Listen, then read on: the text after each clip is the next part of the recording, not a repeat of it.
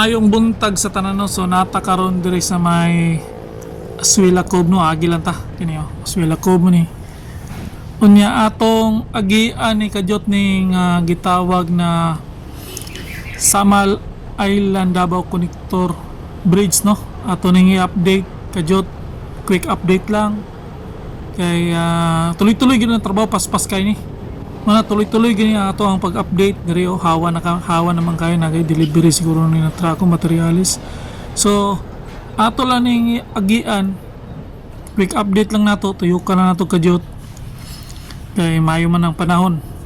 So kini atong giagian mo ni ang beach club, kaliguanan sa una no, so wala na kabalo, kapila na ta si update diri niya. Abot ang panahon ayuson gini dalan diri no, i-road widening ni nila, dako ni na dalan, indot kay ni nya mobibo na po ni diri, pabor kay ni sa mga residente diri no, na may mga ginagmay establishment diri sa sulod, so pabor kay ni sila. So nindot na kayo, kita na to, makita na nato ni atong niaging adlaw, mubo pa ni, pero karon natong balikan paspas kaya ang ilahang trabaho, taas na gyud nga makita na to ng mga trabaho nila no. Kana kita na to ng mga bridge concrete post no, double mulag double style ba ninduta niya per cup na lay kulang ana ato gini siyang kanunay i-update kay para masubaybayan nato inigbutang na nilag per cup no sa sistema na nila. So dire oh, tanawa niyo dako na kaning dalanan ni dire nya na yung mga pabor jud kay ni sa mga taga dire no, nindot na kay ni abot ng panahon yun pastang sulira gina di pagkabuhat. Grabe gini mga Chinese contractor, tanawa na oh, manhuma na oh, pantay kay no niya ang pagkaputi sa simento ba, nindot kayo pulido kay pagkabuhat no.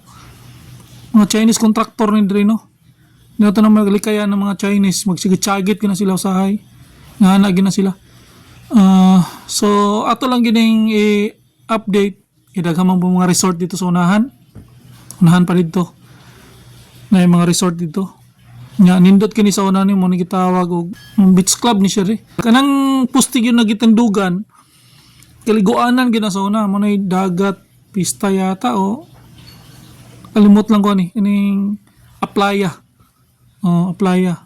bator po kay entrance diri sa una mga tag 20 pesos sa siguro to nga mo po nindot po basta igo gyud kay lang nakuha gyud ang ilang area. So sayang po to. So sa pagkakaroon amo na niyang pinaka latest update gyud.